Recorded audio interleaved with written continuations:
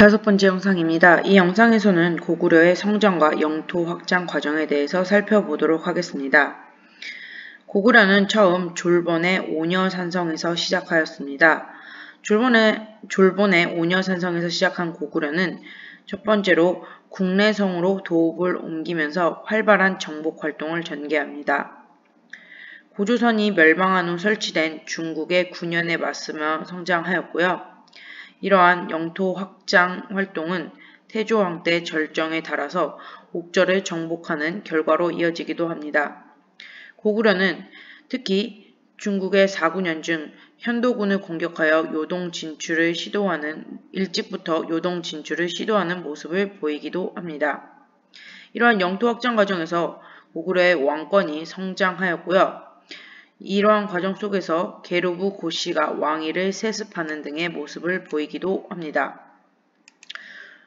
원래 고구려는 5개의 부로 구성되어 있었고요. 이 부는 독자적인 성격을 지녔던 모습을 보이는데 이러한 왕권이 강화될수록 부족적, 독자적인 모습에서 행정적인 모습으로 변모하는 것을 알 수 있습니다. 부를 이끌던 족장 세력 역시 왕 밑의 신하로서 중앙귀족으로 편입되고요. 왕권이 점차 강화되면서 왕위 세습 또한 형제 상속에서 부자 상속으로 변화하게 된다. 항상 강력한 국가의 모습을 보여줬을 것 같은 고구려지만 고구려에게는 여러 번의 위기가 옵니다. 3세기경에는 중국 위나라의 공격으로 수도가 함락되면서 국가적인 위기를 맞이하기도 하지만 고구려는 이러한 위기들을 아주 잘 극복해내며 또 한 번의 성장의 발판으로 삼습니다. 이러한 위기 속에서도 4세기에는 고구려가 낙랑군을 점령하고 요동까지 진출하며 그 이전의 피해를 극복하는 듯한 모습을 보이기도 합니다. 하지만 고구려는 그렇게 쉽게 강력한 국가를 만들어간 것은 아닙니다. 이후 중국의 전현이 침입하여 다시 수도가 함락되고 많은 백성들이 포로로 잡혀가기도 하며 왕이 피신하는 등 국가적인 위기를 굉장히 많이 겪습니다. 중국과의 이러한 다툼뿐만 아니라 아래로는 백제와의 대립으로 인해서 고구려는 한때 정말 큰 위기를 맞습니다. 백제가 가야와 외의 세력과 손을 잡고 고구려를 견제하였고 백제의 슈퍼스타인 근초고왕이 고구려를 공격하자 이 과정에서 고구려 왕이었던 고국원왕이 사망하기도 합니다. 하지만 또 한 번의 고구려는 또 한 번 이 위기를 이겨냅니다. 소수림왕의 3종 세트를 통해서 또한 이런 것들을 이겨내는데요. 소수림왕은 태학을 설립하고 율령을 반포하였으며 불교를 수용하는 모습을 통해서 고구려를 한층 더 성장시켰습니다. 태학을 통해서 인재를 양성하였으며 율령, 즉 오늘날로 치면 헌법을 반포함으로써 사회 질서를 마련하였고 불교를 수용함으로써 백성과 귀족 세력을 하나로 묶어놓았습니다. 이러한 소수림왕의 개혁 덕에 고구려에서도 슈퍼스타가 등장하게 되는데요. 그가 바로 광개토대왕입니다.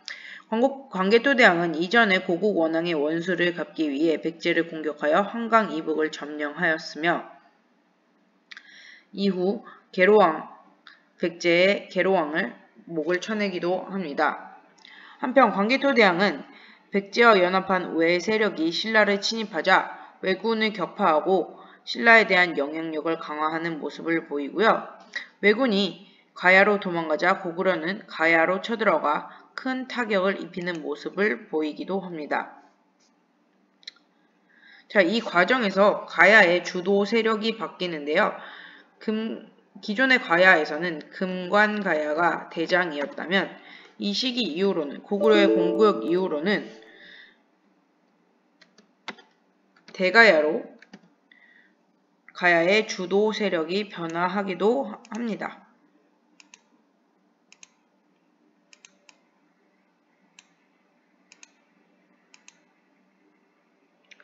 광개토대왕은 이렇게 한반도 내에서도 강력한 영향력을 끼쳤을 뿐만 아니라 중국의 후연을 공격하여 요동을 확보하였으며 만주의 대부분을 차지하는 영토 확장에 업적을 남기기도 합니다.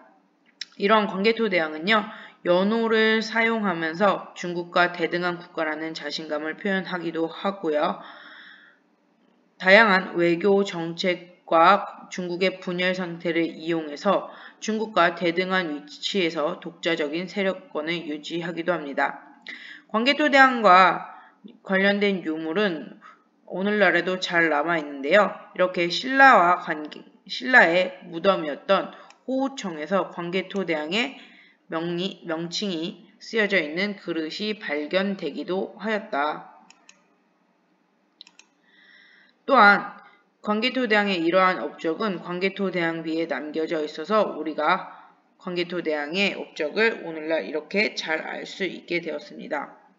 광개토대왕의 아들이었던 장수왕은 광개토대왕과는 조금 다른 생각을 가지고 있었던 것 같습니다. 왜 우리가 굳이 중국이랑만 싸워서 이렇게 힘들게 영토를 확장해야 하냐, 아래로 다소 정복하기 쉬운 백제나 신라를 압박해서 고구려의 영토를 확장하겠다. 그래서 장수왕은요, 수도를 국내성에서 평양성으로 옮기면서 백제와 신라를 압박하는 모습을 보입니다.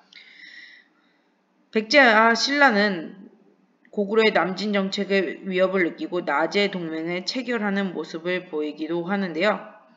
장수왕은 이러한 백제를 더욱더 심하게 압박해서 백제의 수도였던 한성을 함락하고 한강 유역을 차지하는 업적을 남기기도 합니다.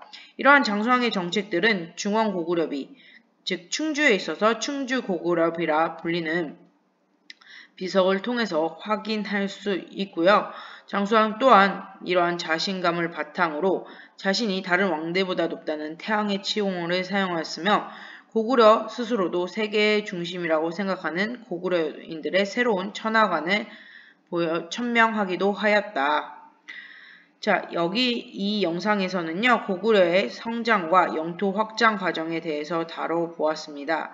다음 영상에서는 백제의 성장과 대외 활동에 대해서 알아보도록 하겠습니다. 선생님이 여기서 빨간 줄로 이렇게 꼭꼭 쳐놓은 부분이 있을 거예요. 여러분들 이 부분들 반드시 기억하고 잘 아셔야 합니다. 자, 선생님이 다시 한번 반드시 잘 아셔야 한다. 자, 장수왕의 평양성으로 옮기면서 남진 정책이 새로운 고구려의 영토 확장 정책이 시작된 것도 여러분들이 반드시 잘 외워두시기 바랍니다.